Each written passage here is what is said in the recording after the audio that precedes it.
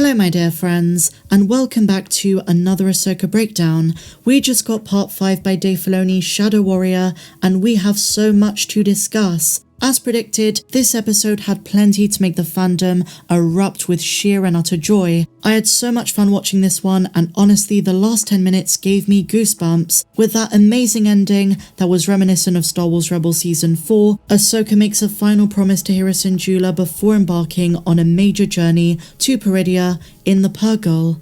And Hera says, "May the Force be with you." There was something so climactic and Star Warsy about that moment, and given everything we'd got beforehand, this episode will go down as one of the best in Disney live-action Star Wars history so far. And the whole theme of rebirth and reintroduction of the concept of Ahsoka the White, which I do want to save for a different video. There is so much to discuss about it. I want to talk about the implications, the whole time and space thing, because I theorize that Dave Filoni is doing something absolutely mind-blowing that could change the fate of Sabine Wren. Look out for that video, you don't want to miss it. And the reason I say that is because a lot of fans thought it was being retconned after Ahsoka didn't appear as Ahsoka the White the first time her and Sabine set off to find Ezra. But I always knew they were going to come back to this concept, and this could have massive implications on the future of Star Wars as well. Now let's start with what everyone is going to want to talk about, the Clone Wars flashbacks. I was so impressed with the way Anakin looked for the entirety of the episode, especially following the ending of episode 4 last week where fans were worried about the use of de-aging. Is he going to look right if they keep using him if he starts to talk? Well, worries have now been eschewed. There were times throughout this episode I had to remind myself this is not Revenge of the Sith, it's not 2005 anymore, because Hayden looked so damn awesome, so true to his portrayal in episode 3, and not just in terms of looks but also mannerisms and overall cadence. Star Wars fans, and the media specifically, were so critical of Hayden's performance back in the prequels. But, as I've often defended, he was playing Anakin perfectly in the build-up to the transition to Darth Vader. And while Hayden Christensen did get a lot of flack, it's exactly how George instructed him to play the role. And in this episode, there was of course a combination of episode 3 Anakin, and for the first time in live action, Clone Wars Anakin with his armor from the animated series, and it was adapted beautifully. I also remember before the Obi-Wan Kenobi series, Hayden Christensen said he was watching some of the animated shows. In preparation for his role, I wondered if there was more to what he had filmed, given the Obi-Wan show didn't have as intricate flashbacks as what we got in this episode, and from what rumours are saying, what's coming in later episodes too.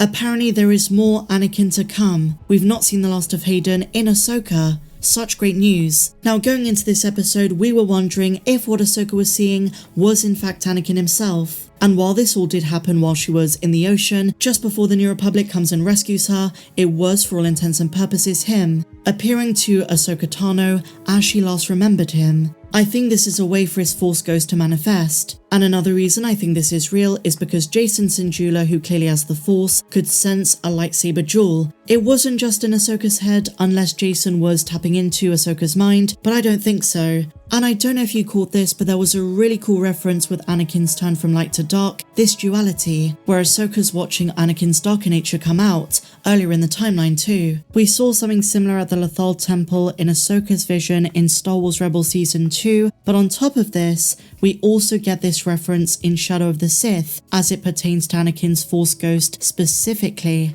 An ambivalent polarity between Anakin's light and dark sides, even as a Force Ghost. When Ahsoka tells Anakin she will not fight him, Anakin says he's heard that before, which is a reference to Luke telling him in Return of the Jedi that he will not fight his father. Anakin telling Ahsoka he's heard this before is further proof that it was Anakin's Force Ghost, and not an illusion. As predicted, the entire flashback sequence for Ahsoka was a learning experience, and she came out from it a changed character. After the experience when she's rescued, she had more of a bounce to her personality. As always, I thought Rosario Dawson gave a stellar performance, and from the moment she, quote, chooses to live and is saved, we knew that Ahsoka's life would be transformed forever by that experience and witnessing her past, letting go of so much guilt. So let's talk about the thrilling fan service. Captain Rex with Tamara Morrison's voice. Phase 1 Rex was so cool. We saw the Battle of Ryloth, the Battle of Teth, and the Siege of Mandalore. It was awesome to see 501st Clones, the 332nd Battalion, Maul's Mandalorian Super Commandos,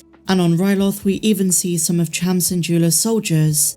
I've seen some criticism over the smokiness of the Clone Wars flashbacks. I do understand this, the lack of clarity, but they were in the middle of war, and this was intentional for another reason too, to put emphasis on what was being said between Ahsoka and Anakin in those moments. I thought a piece of dialogue that was so well placed in these flashbacks was hearing Ahsoka's doubts about the role the Jedi should play versus what they'd become during the war. They used to be the keepers of peace, but now they were soldiers. A reality many Jedi rejected and criticized. I was heavily reminded of the likes of Yaddle and the fallen Dooku, who predicted it a long time before the war started. Ahsoka showing remorse and regard for dead clones was so in line with the personality it felt right out of the animated show. The transition to live action was a success, and the performance by Ariana Greenblatt was on point. Now here is something I've not really said before. I've known about this casting for a couple of months, because when Barbenheimer was out, Barbie and Oppenheimer, I received an email from a source at the time who told me that 2 of the actors across both of those films would be appearing in Ahsoka. My initial assumption after seeing Oppenheimer was that Alden Ehrenreich was one of these, and that he'd be back to reprise the role of Han Solo once again, which is definitely possible despite Kathleen Kennedy's comments about recasts. And that brings me on to the mention of General Organa. Leia. We're told she's been covering for Hera's absence at HQ, and it is so Hera Syndulla to prioritize her family over everything else, literally risking her job. We've had rumours for ages now that Leia is going to make a cameo. I do know a couple of big characters set to appear in the last 2 episodes, but details on Leia's appearance are scarce and wild rumours at best. Nothing concrete, nothing confirmed, but this is a very good sign, because even in the expanded universe, even in Heir to the Empire, Han, Luke and Leia were a fundamental part of the New Republic government. It was also interesting to see the New Republic getting involved and intervening with unauthorized missions, and even crazier, Chancellor Mon Mothma, the highest level of government, having to interpose. Without Ahsoka as a witness, Hera Syndulla faces losing her position. Ahsoka and Huyang have gone to find Sabine in Peridia, so Hera stays behind with Jacen and Chopper. Jacen, just like his late father, is Force sensitive. He tells his mum how he's feeling, and hearing the Force theme on Cetos was a magical experience. A beautiful touch, and the Kainas outdid themselves yet again. Another standout performance was Paul Sun-Hyung Lee as Carson Teva. When he's told about Kanan, he gives the funniest answer that any character not involved with the Force would give. An apathetic, okay, we really need to get Paul back on the channel. I interviewed him before Mando Season 3, and he is simply an excellent addition to the Ahsoka series. And in a way, Carson Teva was basically reflecting the thoughts of live-action audiences who've not seen Star Wars Rebels. The character of Kanan probably doesn't mean anything to them, let alone just a simple name drop. So with the main characters now off to Peridia, and of course our villains as well, the next 3 episodes are going to be pretty insane.